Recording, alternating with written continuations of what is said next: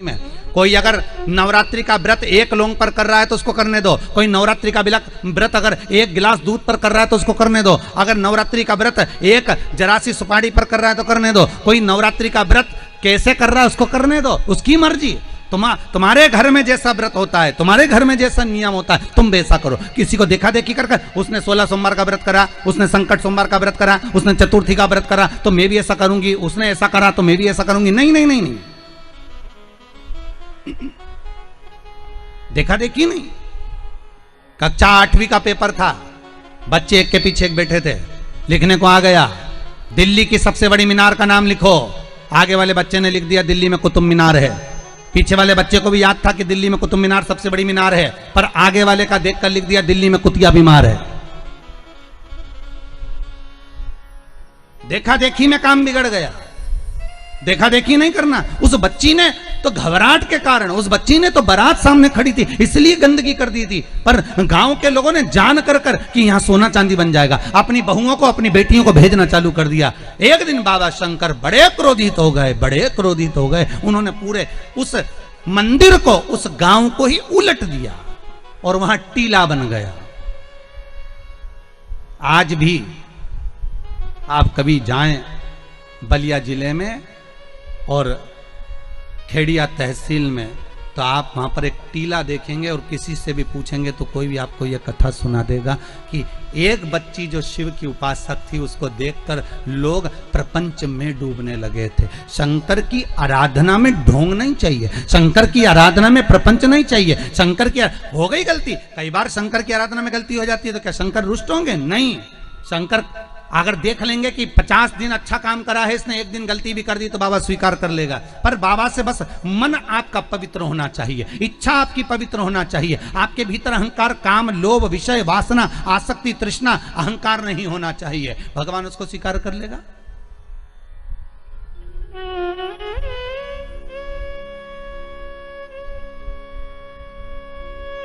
भगवान उसको ले लेगा आराम से। दिखावा ना करिए भगवान के सामने। मेरे शंभू को आप दुनिया के मंदिर में दिखावा करो चल जाएगा, पर शंकर को नहीं चाहिए। शंकर कहते मेरे मंदिर में आओ, एक लोटा पानी चढ़ाओ, बम बम बोलो, अपने घर जाओ। फालतू बैठने की जरूरत नहीं है, फालतू मेरा टाइम बर्बाद करना मत।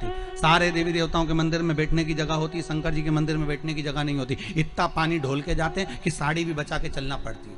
बैठने की तो जगह जाने दो। वहां पर शिव मंदिर में कहाँ बैठने की जगह होगी? चलो जाओ यहाँ से, काय को फालतू के बैठे हुए, टाइम बर्बाद कर रहे हो यहाँ पर, जाओ अपने अपने घर में।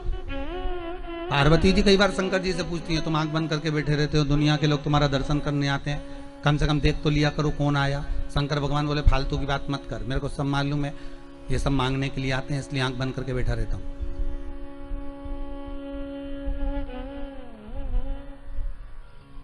पार्वती जी बोली ऐसा कोई होता है क्या? शंकर भगवान बोले तेरी पड़ोसन क्या करके देख ले, रोज पड़ोसन क्या जाना, जीजी की जरा एक कटोरी घी दे दे, जीजी जरा तेरी चप्पल दे दे, जीजी तरह जरा सा मोबाइल दे दे, जीजी तरह थोड़ा सामान दे दे। रोज रोज मांगने जाओगे तो पड़ोसन भी दरवाजा बंद कर लेगी, तो मैं तो आंख ही बंद कर रहा हूं।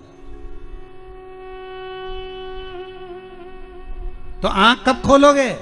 शंकर भगवान बोले जो मेरे लिए आएगा तो आंख खोल लेता हूं। मैं जानता हूं मेरे भगत को कि ये मेरे लिए आता, मांगता कुछ भी नहीं है, बस आता ही है, दूध चढ़ाएगा, जल चढ़ाएगा, बेलपत्री चढ़ाएगा। और ऐसा बावरा कभी कभी बेलपत्री भी नहीं लाता, तो झाड़ू पोछा लगाकर हाथ धोने के बाद जो पत्ती पत्ती मिल जाती है उसी को धोके चढ़ा के चले जाता है। ये भगत है मेरा, ये भक्त है, इसको दिखावे से मतलब नहीं है। और एक रोज मंदिर जाए न 25 बार तो साड़ी का पटली जमा, पटली जमा के फिर पिन मिन लगा के फिर पल्लू मल्लू लई के और एक बास्केट उतार ले, उसमें लोटा भर पानी मानी सब धर के और इतनी बड़ी बिंदी लगा के ऐसी नोटंकी करके कि इसके बराबर कोई मंदिर नहीं जाए साहब, ये तो बड़ी धर्मात्मा, इसके बराबर कोई धर्मात्मा नहीं। बाप रे, रोज आए, रोज मंदिर और ऐसी पूजन करे साहब, 2 घंटा तक तो माला लेने बैठी रहे। और इतने में कहीं की आवाज कर दे तो चिल्लाती भी है, उधर जाओ उधर जाओ।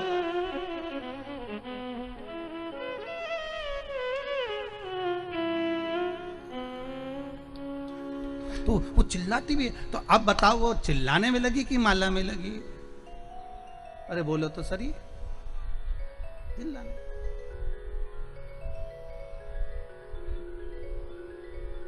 अब ऐसे ही तुम हवन में बैठो, मालूम पड़े तुम सचंडी का हवन कर रहे हो, यज्ञ कर रहे हो, और मालूम पड़े पंडित जी ओम ब्रह्मचारिणे स्वाहा स्वाहा। अब देव हवन में बैठा तो बोले पत्नी से पूछ लिया चाय पी ली तुमने? वो पूरा साज सजा के हो भैया, हमारे पाँव से ऐसा बैठे तो यहाँ तकिया फंसा है, लो सुते और सामान रख करके स्वाहा स्वाहा। माता रानी भी सोचे रही मेरा हवन कर रही, मुझे ही देख ले।